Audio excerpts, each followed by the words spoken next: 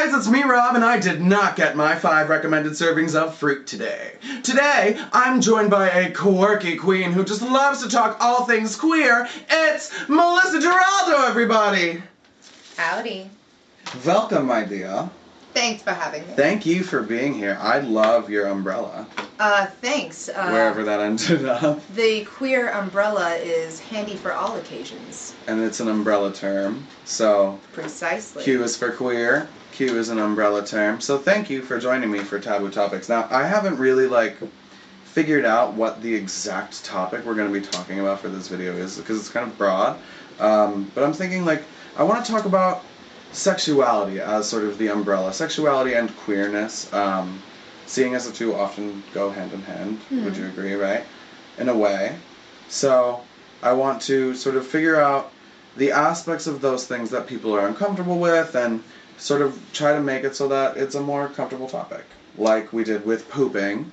Yeah, so I shat myself in the underwear, which luckily caught the hall. So for those of you at home that don't know, I identify as gay. I am a homosexual. If you don't mind my asking, how do you define yourself? In as few or as many words as you care to. Let's err on the side of many. I broadly, vaguely, to most people, identify as queer. I like relying on such a convenient umbrella term.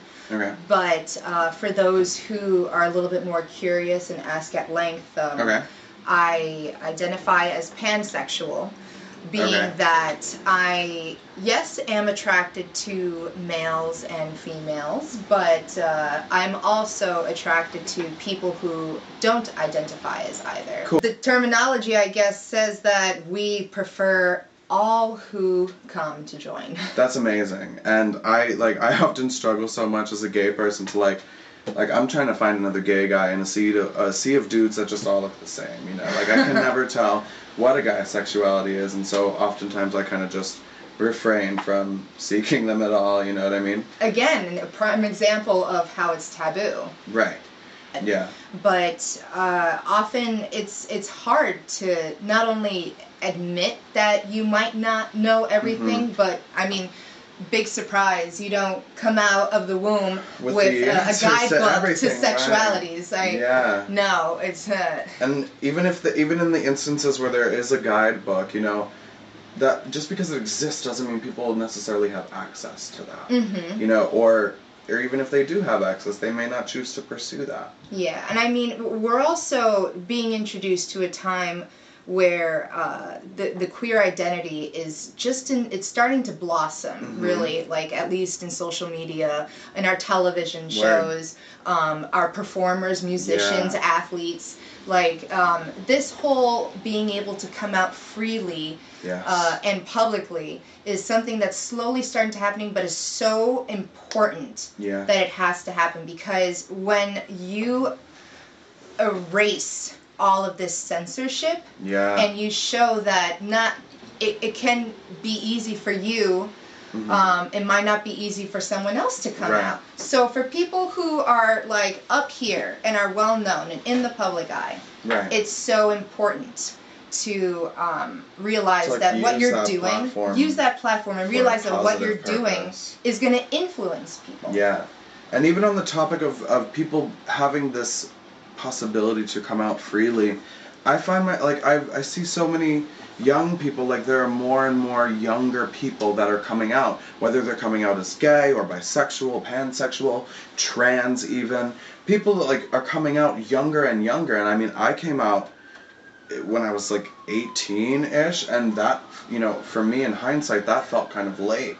And in a way, I'm almost kind of jealous of kids that are growing up now in a place where it is more accepted and it is a more free thing, and people are treating it more, you know, with more, with a sense of the fact that it's, more common, right? And so, I think that's a beautiful thing, but it's also scary, because as quickly as you gain something like that, it's very easy for it to be taken away. Oh, yes. And I don't know that we should get too comfortable, but that's another video. You know what? I attribute that to two things. All right. Again, we are growing as a generation into a time where people who started being influenced by those who were coming out as, homosexual. Right. They're growing up and they're starting to become, sometimes some of them, starting to become parents. Right. So they understand that I want to teach my child and mold them in a way that someone the way I never received. Right. Because I know now. I'm more aware, I'm more accepting. So I want to teach them the right way. Yeah. I want to teach them that they don't have to be afraid if they're not straight. Yeah. If they're not, the gender that they were assigned at birth. And I think that generation of parents is really allowing their child to grow up in a place where they feel safe enough to be like, you know what? I know what I am. And people that are generally like anti-LGBT, they may often argue that preaching this acceptance encourages people to become gay. And I feel like that's a very obvious misconception, or at least it's obvious to me, where like spreading queer education doesn't make a person queer, you know? It's not going to take a straight person and make them gay. It may take a person that is uncomfortable with expressing their sexuality and help them express it, but it's not going to transform a person into something that they weren't already. Again, I think it's a generational thing, this whole concept, because people who are at least taught, or in a more traditional sense, have grown up in this idea that, we're all straight, the homosexuals made that choice kind of ideology. They're being exposed to people who are those parents or those young individuals who feel comfortable in their sexuality because it was a safe space. So they're the way they see it, the people around them really only came out later on. They felt safe, or maybe they were outed. That's also a possibility. But so outside of just queerness in sexuality, there are other things to talk about as well, like gender. And we've touched on that a little bit in mentioning people coming out about not feeling as though they were born in the right body. But so in common gender practice, at least right now and still right now, there is male and there is female, right? And then nowadays the spectrum is showing itself to be far broader than that. And that's something else that people struggle to wrap their minds around. And even, I don't have a hard time accepting it. I'm just still trying to understand the complexities of gender and how things kind of play out, because I can say that there is more than just male and female. And I think, so the first thing that kind of started that thought process for me was when I learned what cis was. Cisgendered or just cis. And so cis, to my understanding anyway, is a person that was, or they feel as though that they were assigned the correct gender at birth. And is that, that's where that's as I see it. Is that correct, or am I missing something? Yes, they identify and that they perform the gender which they were assigned at birth. Okay. Parallel to that, at least in terms of what common culture talks about, would be trans, right? Like trans. And so before we go any further with trans, there are a lot of different ways in which I hear trans used, and I don't know which is so transgender is the politically correct term. Yes. And then transsexual is a no-go, right? No. Transsexual is the term that a lot of people use the abbreviated tranny to describe someone. Okay. So that's often a derogatory thing. Yes. Alright, so we don't use tranny, do not say, well obviously you don't say tranny, but transsexual either. So the proper term is, you would either say trans or transgendered. Or transgender. Yes. So, that would be the converse, maybe, or a parallel to cis. Am I correct in saying that, right? Like, so trans is somebody who... Well, definitively, if you're going to look at them in terms of opposites, I guess you would say cis is someone who is performing the gender that they were assigned at birth, and that's who they feel they are. Okay. And if you look at trans, definitively, you have a person who feels as though they do not identify with the gender they were assigned at birth. So, and that does not necessarily mean that they are going to transition. No. At all. No. Someone who identifies as trans is not required to alter their physical state to be in any way. To be recognized for what they are. Because you might have people who would get something like top surgery to remove breasts, or bottom surgery to reassign genitalia. But just because you are saying, you know what, I'm trans, doesn't mean that you have to undergo any type of hormones or anything, or any sort of change. Yeah. Okay. All right. So cis and trans, and then outside of that, though, because personally, like, I don't really identify with either one of those things. And so then there's this third term that I hear getting tossed around a lot, especially nowadays, which I'm glad it is, which is non-binary or gender non-conforming. Yes. Which is something that I'm trying to, like, understand a little bit better. So that, to my understanding, is a person who doesn't explicitly subscribe to either gender, or that doesn't subscribe to either gender 100% of the time. Right? Yes. And then there really aren't, like, there aren't rules to the frequency with which they perform a single gender, right? They kind of just, there's, like, maybe, for lack of a better word, an ambiguity or a sense of, like, androgyny, or something like that. So these are all terms, that not only define but contribute. This is getting me a little hot. Go ahead. I'm sorry. Don't mind me. Oh yeah. I'm really hot. I wish I had nickels and quarters. Realistically, I am schwitzing like nobody's business. So, shout out to this lovely crop jacket that you could not tell was a crop jacket because I'm behind a table. So, pardon me for that. So, back to non-conforming. Yes. So, people who identify as either gender non-conforming kind of brings in this term called gender fluidity. Right, yes. Gender, okay. Yes. And that would just mean that gender is something that is not solid and not consistent and not 100% of the time. It is fluid, which means even on a particular day, someone who might identify as female might not identify as female. They might identify as male, or they might not identify as either, or they could identify as both. Okay. As I've personally grown up, I guess, I mean, it's weird. I feel like I identify as fluid or as non-binary, I think. Yes.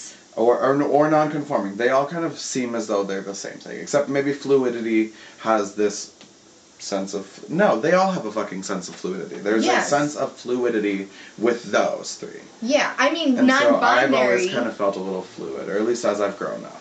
Or I feel non-binary, like... And it's weird, it's non-binary, right? But, like, whenever I think about non-binary, I think about a light switch, which is binary. Okay. And I think about, like, moving the switch, and, like, sometimes it's up and sometimes it's down. And, like, it's, I mean, I guess that's not the perfect way to describe it, because there are times where it's in the middle, or maybe it's angled more in one favor of the other or the other. Geometry. Right. Okay, well, so yeah, I guess I identify in that way as fluid, and I've never really, I don't often say that out loud, so that's kind of weird. Hello, hi. But underneath that, like, I was assigned male at birth. I have, for my entire life, identified as male, and I predominantly identify as male. I identify as a gay male. But at the same time, like you were saying before, on a particular day, I may feel more feminine that day, and it's sort of, it's just like it's an organic thing. Like, it's not a choice that I make on a given day. Though, on the flip side, there are times where I choose to suppress it, for sure. But I wake up in the morning and I just kind of feel a certain way, and it's not like I wake up thinking about flowers versus, like, fucking fixing a car, but, like, and that's awful, and gender norms are ridiculous, and we need to try to smash those like a glass ceiling. But it's not like an explicit thing like that. It's just sort of, it's like an emotional, spiritual kind of thing, at least for me. And despite that, I could wake up on a day where I feel female, right? I feel as though I'm having what I would call as like a girl day, or I feel more feminine on this particular day. But I still will accept he. Like he is my preferred pronoun. Like I like to be called he. Like that's it. And honestly, take either one. Like people have called me she before. Like I had a manager at work where I used to work that always called me she. And at first I was kind of taken aback by it, but then it really didn't make a difference to me. Like it felt comfortable. Like I didn't feel offended by it. It just was. And so maybe this is a good time to talk about gender pronouns and the way that we use them, and making sure that when we address somebody, we address them in the way that they wish to be addressed.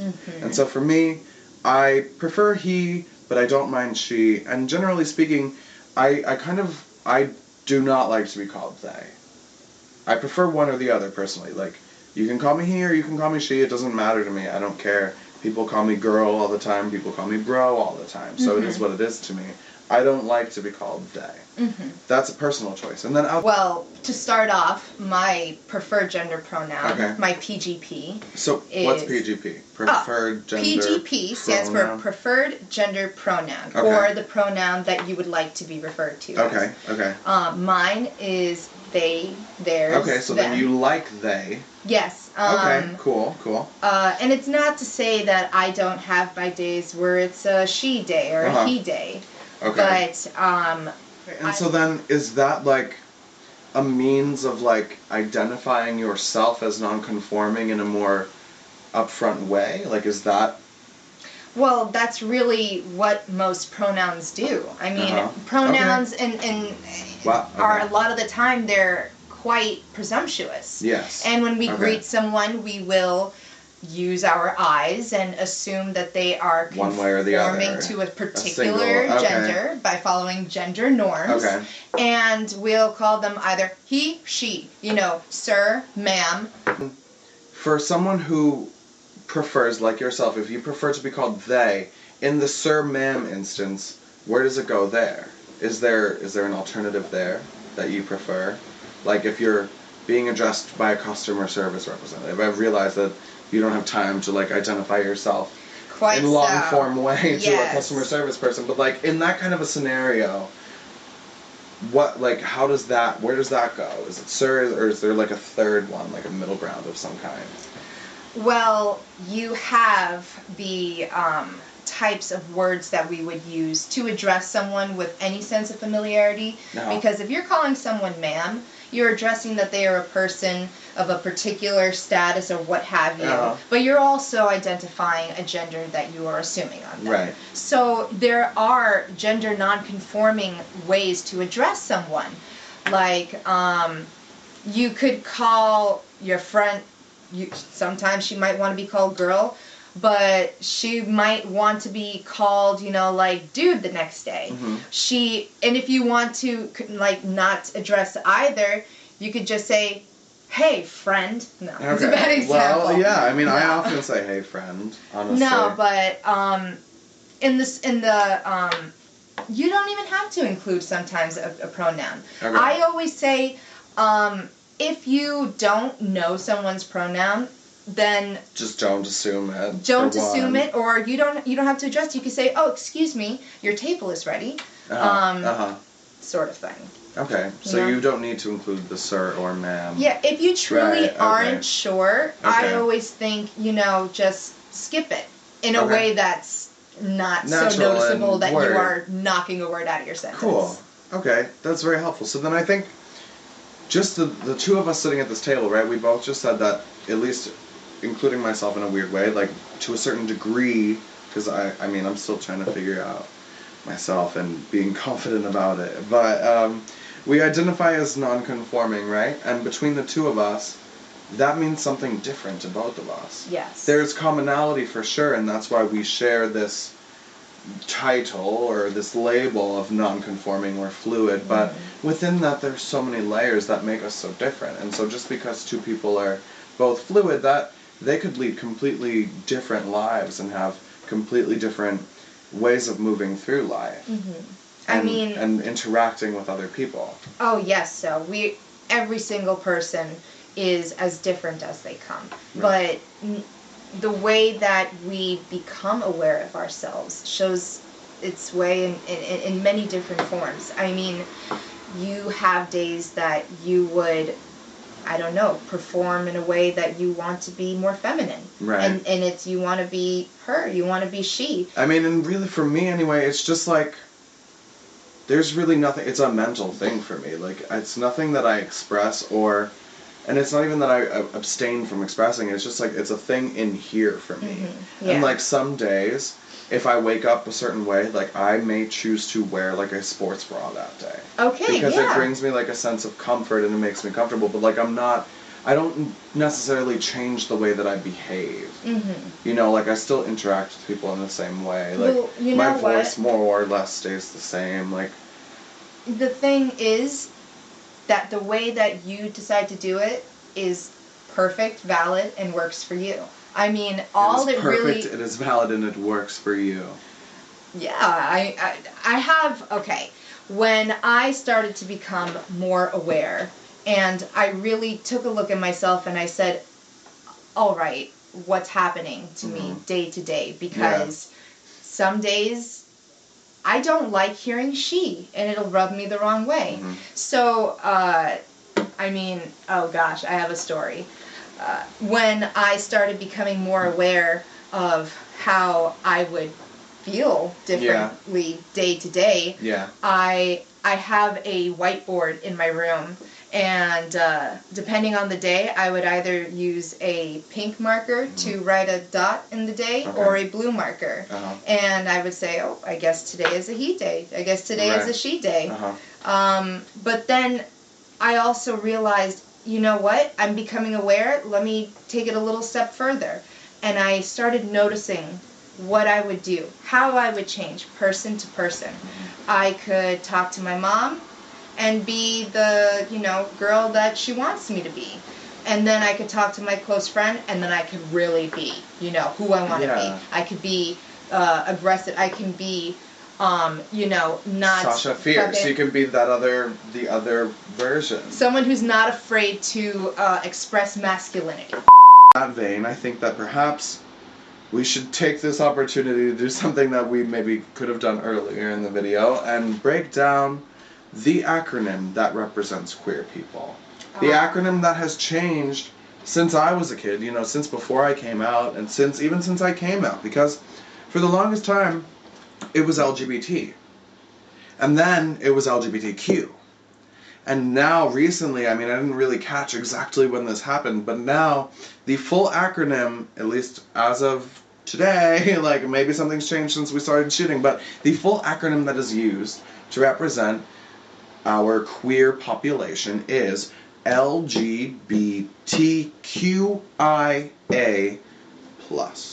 And the plus is important because you may say, oh, well, you have all these letters already, like, that must represent it all. That's not true.